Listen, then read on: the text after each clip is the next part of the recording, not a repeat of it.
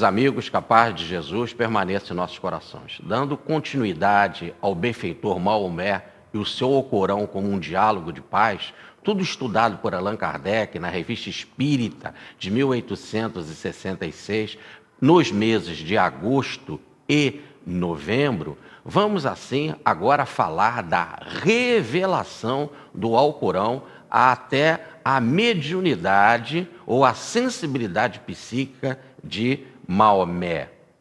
A revelação em si que foi dada nesta gruta. Maomé passeava sozinho nas cercanias de Meca e, cada ano, durante os meses sagrados de trégua, se retirava sobre o Monte Hira, aonde foi dada a revelação, numa gruta estreita, onde se entregava à meditação. Era um homem de oração. Ele tinha 40 anos quando teve uma visão durante seu sono. O anjo Gabriel, o mesmo que aparece para Maria e a José e nos traz o cristianismo, lhe apareceu mostrando-lhe um livro que lhe ordenava ler. 3 vezes Maomé resistiu a essa ordem, e não foi senão para escapar ao constrangimento exercido sobre ele espiritualmente, dada a grandeza da presença espiritual, que consentiu em lê-lo. Em seu despertar, ele sentiu que um livro havia sido escrito em seu coração. Já estava todo pronto no seu mundo interior. Antigamente se falava do tremor e temor. É lógico que Maomé também sentiu tremor e temor diante dessa presença espiritual. Maomé foi profundamente perturbado em sua visão, que se apressa em contar à sua mulher Khadija. Tendo retornado sob o Monte Hira, preso na mais viva agitação, acreditou-se possuído dos espíritos malignos.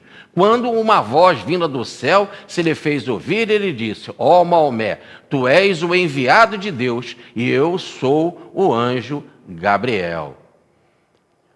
Essa nova visão não fez senão aumentar a sua perturbação. Dela deu conhecimento a Khadija. E a sua esposa se esforçou para acalmá-lo. Mas pouco tranquila, ela mesma foi encontrar com seu primo Varaka, velho conhecido do cristianismo. Olha mais uma vez o cristianismo aí como ponto de ligação. Por sua sabedoria, lhe disse: seu marido foi visitado por um grande anjo, que outrora visitou Moisés. Ele será o profeta de seu povo. Muito bem. Sendo assim, surge o Alcorão. Como ele foi editado? O Corão não é uma obra escrita por Maomé, mas o resumo feito por seus amigos das palavras que pronunciou quando estava inspirado. Ou melhor, um fenômeno de psicofonia. Ele, inspirado, ditava e os seus amigos iam anotando. E, nesses momentos, ele caía num estado extraordinário e assustador. O suor corria de sua fronte, dava gemidos, mostrando bem um fenômeno de psicofonia. A inspiração era irregular e instantânea, e não se podia prever o momento em que dela seria apoderado. Esses fragmentos destacados, recolhidos em diversas épocas, em número de 114, que são as 114 suratas ou capítulos, geraram o Corão. Depois de sua morte, é que foram juntados em um corpo oficial de doutrina pelos cuidados de Abu Bekr e de Osmar, grandes seguidores, discípulos de Maomé. Como é que foi a descida dos ideais? Ou melhor, como esse ideal superior desceu à terra? Segundo a crença, as folhas do Corão foram escritas no céu e trazidas à terra pelo anjo Gabriel. Teu Senhor é poderoso e misericordioso, e o Corão é uma revelação do Senhor do mundo, no caso, Jesus. O Espírito fiel, o anjo Gabriel, a trouxe do alto e a depositou em teu coração, ó Maomé, para que fosses o seu apóstolo. Maomé se exprime da mesma maneira com respeito ao livro de Moisés e ao livro do Evangelho, né? Como está na Surata, no capítulo 3, versículo 2. Ele fez descer do alto o Pentateuco, o livro de Moisés, e o Evangelho, o livro de Jesus, para servir de direção aos homens, querendo dizer por aí que esses dois livros tinham sido inspirados por Deus a Moisés, a Jesus, como o Alcorão também foi inspirado a ele pelo alto. Assim ele vai começar as suas primeiras pregações. As suas primeiras pregações, continua Kardec, foram secretas durante 2 anos. E nesse intervalo ele reuniu perto de 50 adeptos entre os membros de sua família e de seus amigos. Os primeiros convertidos à fé nova foram Khadija, a sua esposa, Ali, o seu filho adotivo, Zeid, Varáquia e Abubeker, esse último, seu amigo mais íntimo, que deveria ser o seu sucessor. Tinha 42 anos quando começou a pregar publicamente. Daí 2 anos refletindo na revelação. Em seguida, ele começa a pregar. Bom, por que ele sai de Meca e vai para Medina?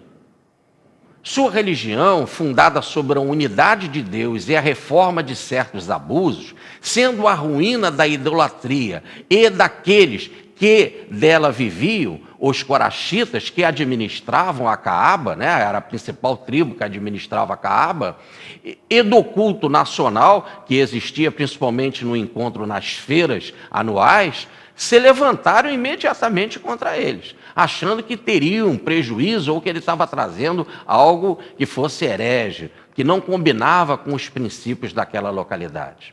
De início, era tratado de louco. Muitos médios são tratados como louco, né? Até o Cristo foi chamado de louco, né?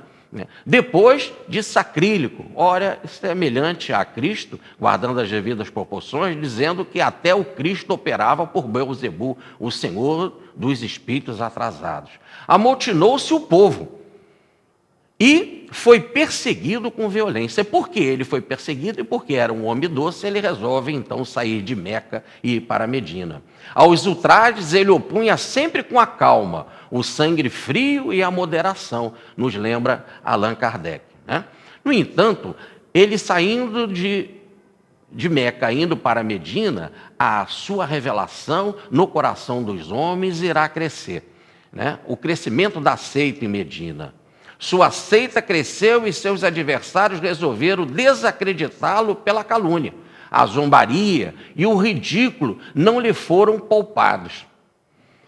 Como resistir a tudo, seus inimigos recorreram aos complôs para fazê-lo perecer e não pôde escapar senão pela fuga.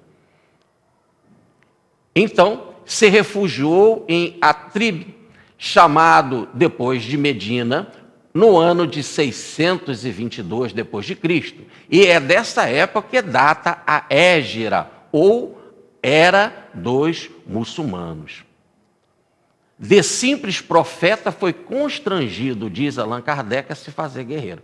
Porque agora as tribos rebeldes foram atacá-lo na cidade de Medina. E o que aconteceu lá em Medina? Aí nós temos a foto da mesquita lindíssima de Cuba. Foi em Medina que Maomé fez construir a primeira mesquita, na qual trabalhou com suas próprias mãos e organizou um culto regular. Ali pregou pela primeira vez no ano de 623 depois de Cristo. Maomé foi constrangido a se fazer guerreiro. Ele não tinha um humor bélico, lembra Allan Kardec. 2 anos depois de sua estada em Medina, os coraxites de Meca, coligados com outras tribos, vieram a sitiar a cidade. Aí ele teve de se defender, diz o codificador. E como é que foi? Maomé teve que se defender. Período guerreiro de 6 anos. E se mostrou um hábil estrategista, né? Quer dizer, foi inspirado, inclusive, por plano superior, para poder conservar a revelação que havia sido dado pelo alto. Num povo no qual a guerra era o estado normal, que não conhecia de direito senão o da força, era preciso ao chefe o prestígio da vitória para assentar a sua autoridade, mesmo entre seus partidários. Então, continua o codificador, em seu pensamento, o Deus forte não podia se manifestar senão por um homem forte. E Maomé se mostrou forte. Ora, até que a Arábia toda foi submetida. Fim daquelas guerras e união política entre as tribos árabes. Maomé, guerreiro pela força das circunstâncias, bem mais do que por seu caráter, terá sempre o mérito de não ter sido o provocador. No espaço de alguns anos, ele submeteu a Arábia inteira à sua lei. E aí, então, a Arábia pacificada, ele sai de Medina e volta a Meca, volta a visitar a cidade de Meca. Quando viu sua autoridade estabelecida e a idolatria aniquilada, foi triunfalmente para Meca, depois de 10 anos de exílio, seguido de perto por 100.000 peregrinos. Aí começam as peregrinações de volta à cidade de Meca. Ali cumpriu a série peregrinação do dia do adeus. Ele está se despedindo da sua missão entre os terrenos. Ele morreu no mesmo ano, 10 meses depois de seu retorno à Medina, em 8 de junho de 632, com a idade de 62 anos. E qual foi esse seu discurso de adeus que ele fez na cidade de Meca, finalizando a sua missão entre nós? Ó povos, escutai minhas palavras, porque não sei se, num outro ano, poderei me reencontrar ainda convosco neste lugar. Sede humanos e justos entre vós. Linda mensagem. Que a vida e a propriedade de cada um sejam invioláveis e sagradas para os outros. Respeita as propriedades. É o velho não roubar. Que aquele que receber um depósito o devolva fielmente a quem lhe remeteu. Aparecereis diante de vosso Senhor, e ele vos pedirá conta de vossas ações. Tratai bem as mulheres, elas são vossas auxiliares, e nada podem por si sós. Naquela época as mulheres não trabalhavam e dependiam do pai ou depois do marido para sobreviver. Vós a tomaste como um bem que Deus vos confiou, e tomaste posse dela por palavras divinas. Então, se o casamento foi com as bênçãos divinas, respeite a mulher. Então ele cumpre a sua missão e o que ele vai ter como as suas palavras finais. Ó Deus, cumpri minha mensagem e terminei minha missão? A multidão que o cercava respondeu, sim, tu a cumpriste. E Maomé então exclama, ó Deus, dignai-vos receber este testemunho. Muito bem.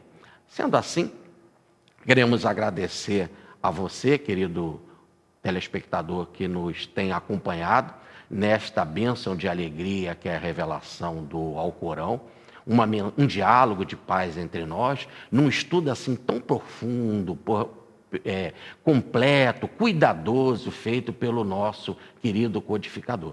Que esses estudos possam abrir os nossos horizontes para respeitarmos o nosso próximo e saber que as violências que correm por aí são violências que fazem parte do atraso da humanidade, tanto entre judeus, entre muçulmanos, entre cristãos, entre budistas, né? Assim, o homem, pelo seu atraso e não pela revelação espiritual, não em nome de Deus, é que guerreia. Muita paz e até o nosso próximo vídeo, quando continuaremos com o Alcorão, um diálogo de paz.